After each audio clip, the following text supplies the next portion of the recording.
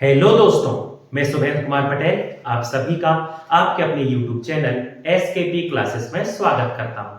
हमारी श्रृंखला चल रही है रेस्पिरेटरी सिस्टम, श्वसन तंत्र। उस श्वसन तंत्र का पहले हमने सामान्य परिचय देखा, फिर हमने देखा मनुष्य में होने वाला वायवीय श्वसन, फिर मनुष्य में होने वाला अवायवीय श्वसन और लास्ट वीडियो में हमने पढ़ा था फर्मेंटेशन, किण्वन। आज हम इसी रेस्पिरेशन या श्वसन को आगे लेकर जाएंगे। जब हम बात करेंगे किसी भी जीवित घटक की, किसी भी लिविंग ऑर्गेनिज्म या लिविंग बीइंग की बात करेंगे, चाहे वो एनिमल हो या प्लांट हो, जब उसकी बॉडी में ऑक्सीजन जाती है तो वो ऑक्सीजन का क्या होता है और कैसे वो एनर्जी बनाता है, आज इस चीज को अपन समझेंगे। ठीक, तो इस प्रोसेस को हम कहते हैं सेल्यूलर रेस्पिरेशन, कोशिकीय श्वसन। तो उसको अपन समझते हैं, थोड़ा पुराना रिलेट करें। हमने एटमॉस्फेयर से एयर को लिया, याद करो, पुराना रिकॉल करो। हमने वायुमंडल से, एटमॉस्फेयर से एयर को लिया। एयर हमारे लंग्स के अंदर पाए जाने वाले एल्वुलाई या वायु कोष तक पहुंची। वायु कोष में जब पूरी एयर पहुंचती है तो ब्लड कैपिलरीज जो होती हैं, रुधिर वाहिनी, वो विसरण की विधि के द्वारा उससे ऑक्सीजन ले लेती हैं और कार्बन डाइऑक्साइड को एल्वुलाई को दे देती हैं। कार्बन डाइऑक्साइड आगे चल के फिर से ब्रीदिंग से बाहर निकल जाती है। अब जो ऑक्सीजन एल्वुलाई से ब्लड में आई थी, उस ऑक्सीजन का क्या हुआ, इसे अपन को समझना है। ठीक, तो क्या हुआ, ऑक्सीजन एल्वुलाई में जाकर ब्लड के साथ मिल गई और ब्लड के साथ मिलकर ये जो ऑक्सीजन है हमारी बॉडी की हर एक सेल में आ गई।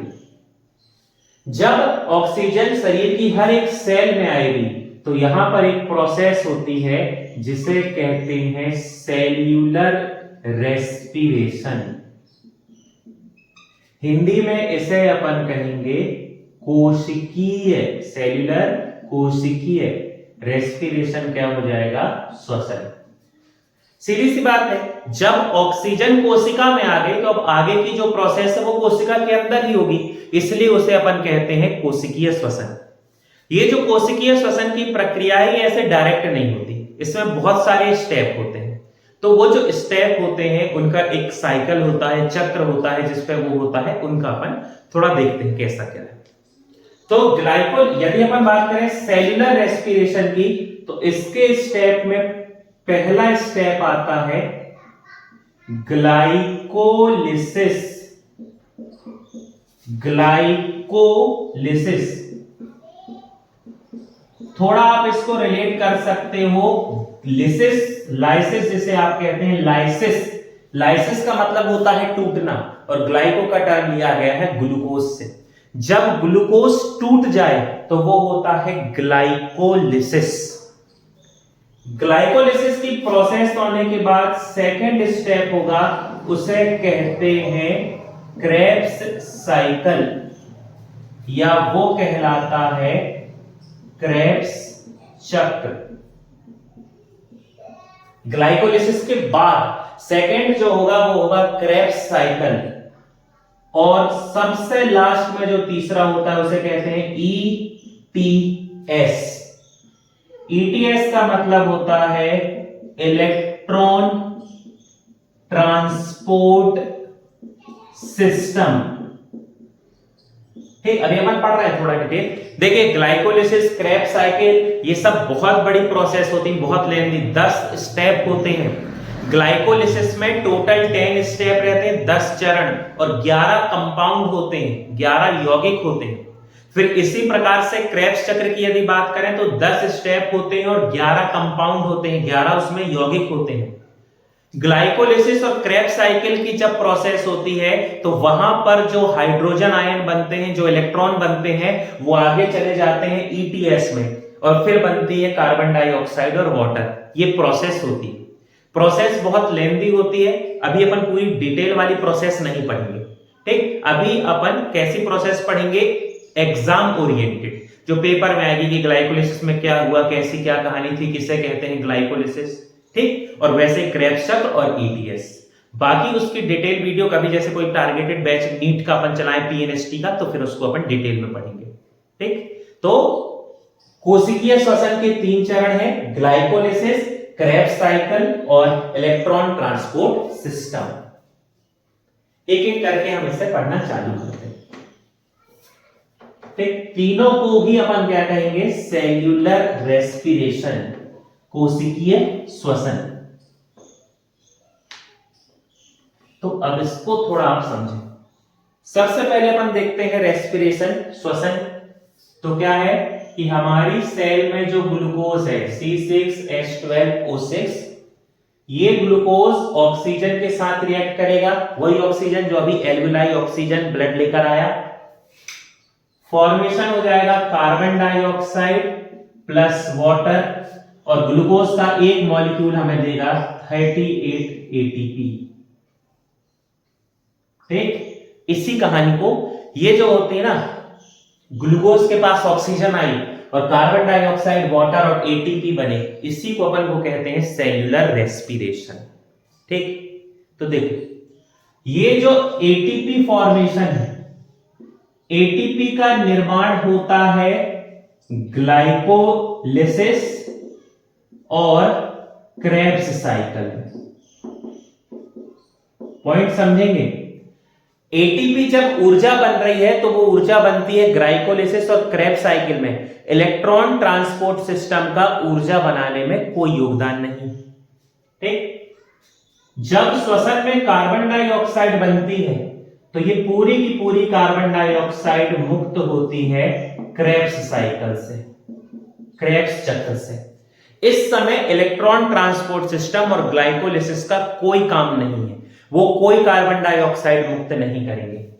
और ये जो H2O बन रहा है, इस H2O पानी को बनाने का काम जो है ये करता है ETS, इलेक्ट्रॉन ट्रांसपोर्ट सिस्टम।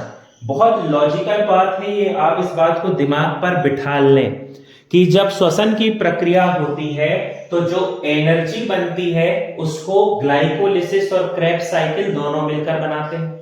कितने बनाते हैं, क्या, कैसे, वो भी अपन पढ़ रहे हैं। श्वसन में जो कार्बन डाइऑक्साइड बनती है उसे बनाने का काम केवल क्रेब्स साइकिल का है। ना ग्लाइकोलिसिस आपके लिए कार्बन डाइऑक्साइड बनाएगी, ना ETS। और जो पानी बन रहा है H2O, उसे ना तो ग्लाइकोलिसिस बनाती है ना क्रेब्स साइकिल, उसे कौन बनाता है? सिर्फ इलेक्ट्रॉन ट्रांसपोर्ट सिस्टम। तो जब अपन इनको एक एक करके पढ़ेंगे तो तीनों क्लियर हो जाएंगे। ये ग्लूकोज तो खाना से आया है, भोजन से, तो ये डाइजेशन का पार्ट है, डाइजेस्टिव सिस्टम का। और ऑक्सीजन कैसे ब्लड में आती है अपन पढ़ चुके। ठीक, सीक्वेंस से चल रहा है सब। तो एक एक करके अब इन स्टेप को अपन पढ़ना चालू करते हैं। पहले एक मैं डायग्राम में बना देता हूं आप लोगों को समझाने के लिए, फिर उसके बाद अपन आगे बढ़ते हैं। ठीक, डायग्राम से एक समझ लो, फिर लिख के भी समझेंगे। मान लीजिए ये एक कोशिका, कोई भी, चाहे प्लांट हो या एनिमल हो, कोई भी, ये मान लो चाहे जंतु या पादप, उसके अंदर की कोशिका है। आप जानते हैं कोशिका में ऊर्जा या एनर्जी को बनाने के लिए एक कोशिकांग होता है जिसे आप माइटोकॉन्ड्रिया कहते हैं, या आपने याद किया होगा इसे power house of the cell. Mitochondria, या इसे अपन कहते हैं power house of the cell. Mitochondria पढ़े थे शायद अपन अभी इस वीडियो में भी, और मान लो इस वीडियो में ना मिले तो सेल वाले टॉपिक में जाना, प्लेलिस्ट में जाना, इसी चैनल में सेल में जाना, वहां माइटोकॉन्ड्रिया मिल जाएगा आपको। माइटोकॉन्ड्रिया, या इसे अपन कहते हैं सूत्रकणिका। ठीक, इस माइटोकॉन्ड्रिया में ये जो फिंगर लाइक स्ट्रक्चर दिखाई दे रहे हैं, अंगुली के समान संरचनाएं, इन फिंगर लाइक स्ट्रक्चर को कहते हैं क्रिस्टी। ठीक, और इस क्रिस्टी के अंदर लिक्विड या एक फ्लूइड, एक द्रव भरा होता है। इस द्रव को, इस लिक्विड को कहते हैं मैट्रिक्स, या इसे हिंदी में कहते हैं आधात्री। ठीक, बाकी स्ट्रक्चर बहुत सारे पर जरूरत नहीं है, इसकी जरूरत इसलिए इतने अपन ने बना लिए। फिर कोशिका के अंदर, ठीक, कोई की भी सेल हो, चाहे एनिमल सेल हो, प्लांट सेल हो, सेल या कोशिका के अंदर हमेशा एक लिक्विड, एक द्रव भरा होता है, जिस लिक्विड को हम कहते हैं साइटोप्लाज्म। इसमें कोई कंफ्यूजन होगा नहीं, कोशिका आप सभी जानते हैं। और मान लो किसी को कोशिका के टॉपिक सेल में कोई डाउट हो तो प्लेलिस्ट आप जाए, पहली प्लेलिस्ट सेल की है, आपको वहां पर सब मिल जाएगा बिल्कुल आराम से। आप पढ़ें, पहली प्लेलिस्ट जो है वो सेल की, ठीक। अब क्या होगा, डाइजेशन में आपको यदि याद हो तो पाचन तंत्र के 5 चरण होते हैं, 5 स्टेप होते हैं डाइजेस्टिव सिस्टम के। तो उसमें एक स्टेप होता है एसिमिलेशन, स्वांगीकरण। हम जो भी खाना खाते हैं, हम जो भी भोजन लेते हैं, उसके जटिल अणु सरल अणु में बदल जाते हैं। Complex molecules converts into simple molecules.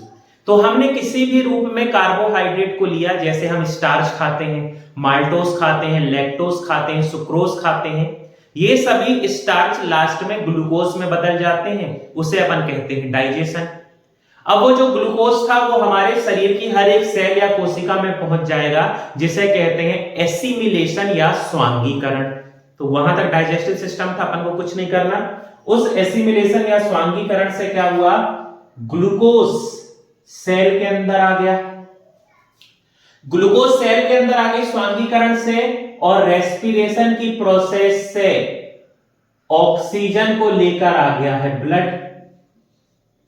Blood जैसे ही ऑक्सीजन लेके पहुंचेगा सेल के पास, तो डिफ्यूजन, विसरण या डिफ्यूजन की प्रक्रिया से क्या हो जाएगा, ये जो गैस है मतलब ऑक्सीजन जो है वो क्या हो जाएगी, सेल के अंदर आ जाएगी। अब ये जो ग्लूकोज है, ये ग्लूकोज कन्वर्ट हो जाता है पायरुविक एसिड में, ठीक, समझना, ग्लूकोज कन्वर्ट हो जाता है पायरुविक एसिड में। जब ग्लूकोज पायरुविक एसिड में कन्वर्ट होता है तो वो प्रोसेस होती है साइटोप्लाज्म में, और उसी प्रोसेस को कहते हैं ग्लाइकोलिसिस, या आप कह सकते हैं ग्लाइकोलाइसिस। ग्लाइको मतलब ग्लूकोज, लाइसिस मतलब टूटना। ग्लूकोज टूट गया किसमें, पायरुविक एसिड में, वो होता है ग्लाइकोलिसिस, जो प्रोसेस होती है हमारे साइटोप्लाज्म में। अब ये जो पायरुविक एसिड है, आगे की प्रोसेस के लिए एक और कंपाउंड में कन्वर्ट होता है, ठीक, एसिटिल कोएंजाइम कहते हैं, पर अभी मैं नहीं लिख रहा हूं, अभी लिखते समय पढ़ेंगे। ये पायरुविक एसिड अब चला जाता है माइटोकॉन्ड्रिया के अंदर। माइटोकॉन्ड्रिया के किस वाले पार्ट में, मैट्रिक्स में, और मैट्रिक्स में जाकर ये पायरुविक एसिड बनाता है या कन्वर्ट हो जाता है ऑक्सैलो एसिटिक एसिड। बिल्कुल नहीं घबराना, अभी पढ़ेंगे, डायग्राम से दिमाग में रखो बस, ठीक। ग्लूकोज कन्वर्ट हुआ पायरुविक एसिड में, ग्लाइकोलिसिस कहलाता है, जो प्रोसेस हुई साइटोप्लाज्म में। उसके बाद ये पायरुविक एसिड माइटोकॉन्ड्रिया में पहुंच गया। माइटोकॉन्ड्रिया के किस पार्ट में पहुंचा, मैट्रिक्स में, और पायरुविक एसिड कन्वर्ट हो गया ऑक्सैलिक एसिटिक एसिड। इस ऑक्सैलिक एसिटिक एसिड में बदलने को ही हम कहते हैं क्रेब्स साइकिल। इसे अपन कहते हैं क्रेब्स चक्र, या इसे कहते हैं क्रेब्स साइकिल। तो यदि आपसे पूछा जाए कि क्रेब्स साइकिल की प्रक्रिया कहां होती है, तो आप माइटोकॉन्ड्रिया कहेंगे, लेकिन यदि सही आपको जवाब देना है तो आप क्या कहेंगे, माइटोकॉन्ड्रिया के मैट्रिक्स में होती है, ठीक। फिर इस ऑक्सैलिक एसिटिक एसिड के बाद बचे हुए आयंस और इलेक्ट्रॉन्स पहुंच जाते हैं क्रिस्टी में। क्रिस्टी, ये जो फिंगर लाइक स्ट्रक्चर है, और फिर क्रिस्टी में होता है इलेक्ट्रॉन ट्रांसपोर्ट सिस्टम, ईटीएस। तो आपसे पेपर में पूछा जाए ईटीएस की प्रोसेस कहां होती है, तो आप बोलचाल में कहेंगे माइटोकॉन्ड्रिया, लेकिन सही आपको यदि डिटेल में आंसर देना है तो आप कहेंगे कि ये प्रोसेस होती है क्रिस्टी में। बिल्कुल नहीं घबराना, बहुत सिंपल है, ठीक है। होता तो टफ है, पर टफ वाला अपन को पढ़ना नहीं है, बिल्कुल बेसिक। जब ग्लूकोज पायरुविक एसिड में बदल जाए तो ग्लाइकोलिसिस कहलाता है, जो साइटोप्लाज्म कोशिका द्रव में होता है। ये पायरुविक एसिड माइटोकॉन्ड्रिया में पहुंच जाता है और ऑक्सैलो एसिटिक एसिड में बदल जाता है, जिसे क्रेब्स चक्र कहते हैं। ये प्रक्रिया माइटोकॉन्ड्रिया के मैट्रिक्स में होती है। जब ग्लाइकोलिसिस और क्रेब्स साइकिल होते हैं तो जो इलेक्ट्रॉन्स और आयंस होते हैं वो क्रिस्टी में पहुंच जाते हैं, माइटोकॉन्ड्रिया की क्रिस्टी में, और वहां पर होता है इलेक्ट्रॉन ट्रांसपोर्ट सिस्टम।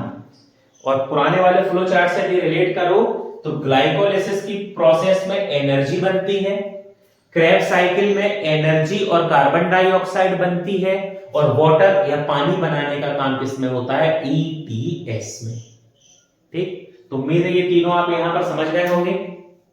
अब हम इनको एक एक करके तीनों को पढ़ते हैं। ठीक, पहले ग्लाइकोलिसिस पढ़ेंगे, फिर क्रेब्स साइकिल, और उसके बाद अपन पढ़ेंगे ईटीएस। सिंपल है ना, यदि ये आप दिमाग में बिठा लिए तो फिर आपके लिए ये बहुत सिंपल है।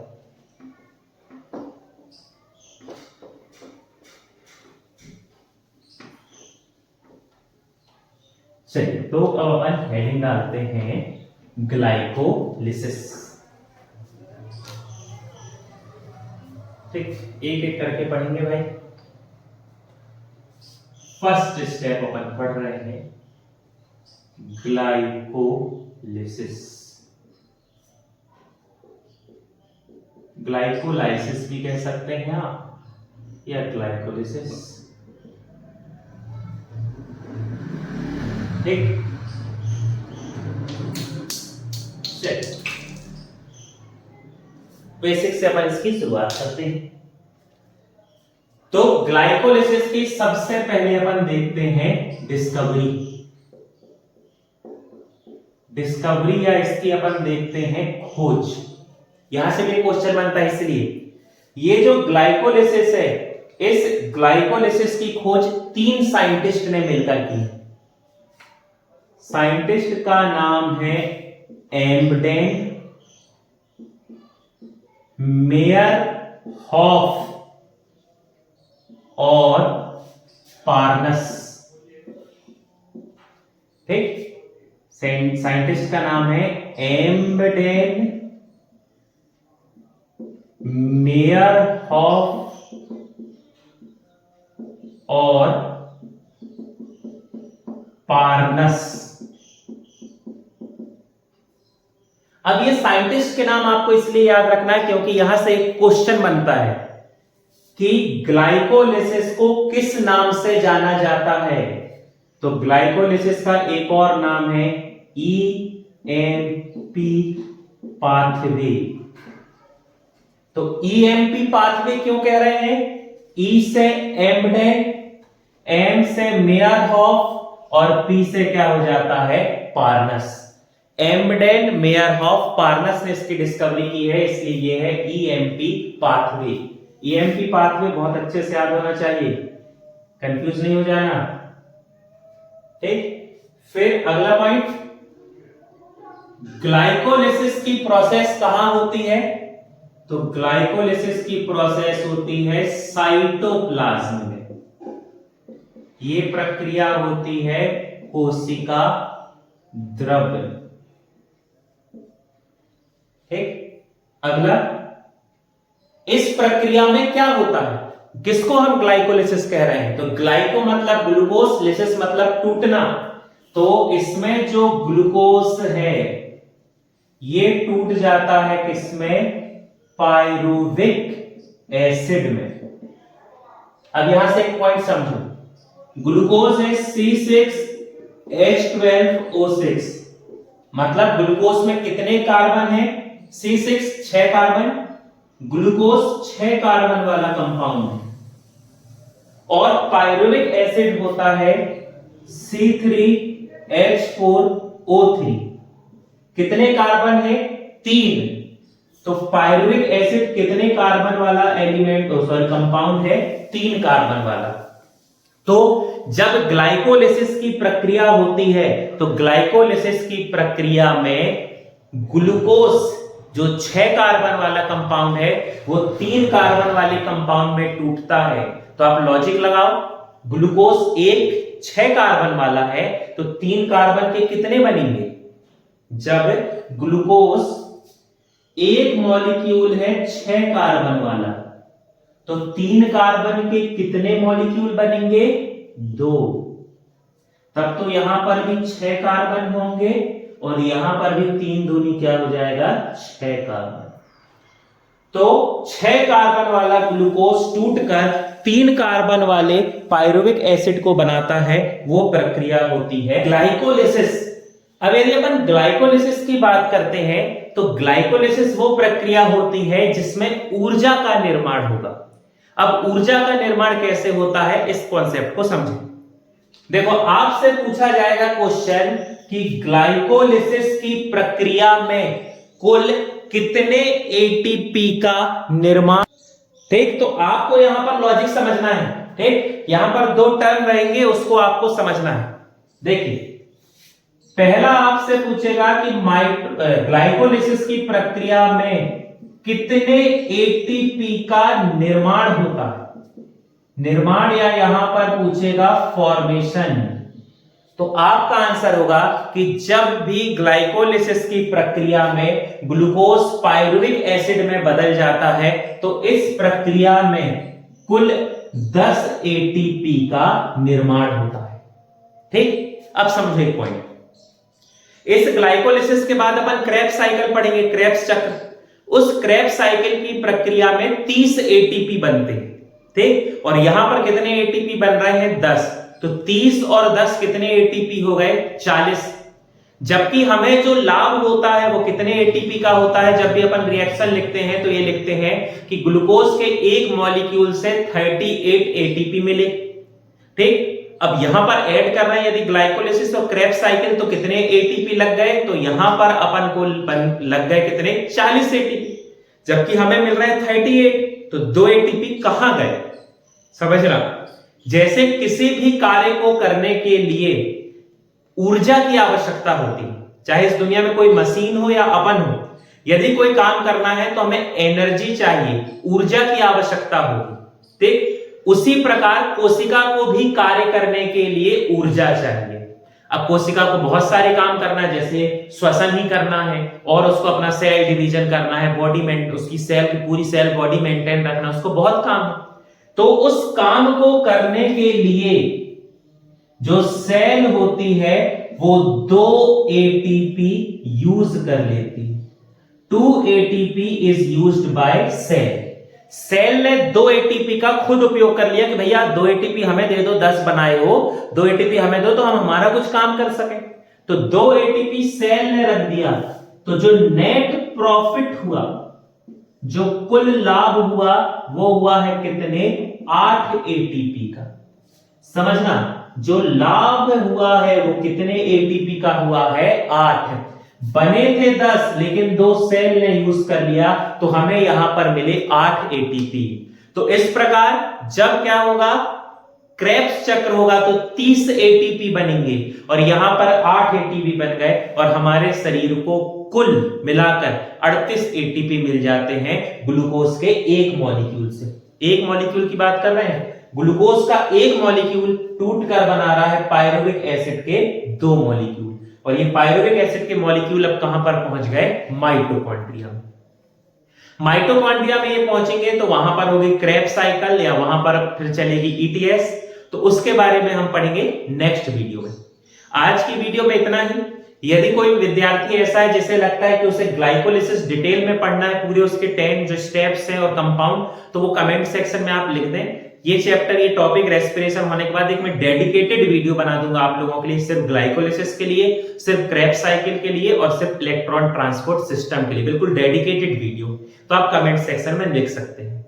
ऐसे ही और संबंधित जानकारी के लिए आप हमारे चैनल से जुड़े रहें।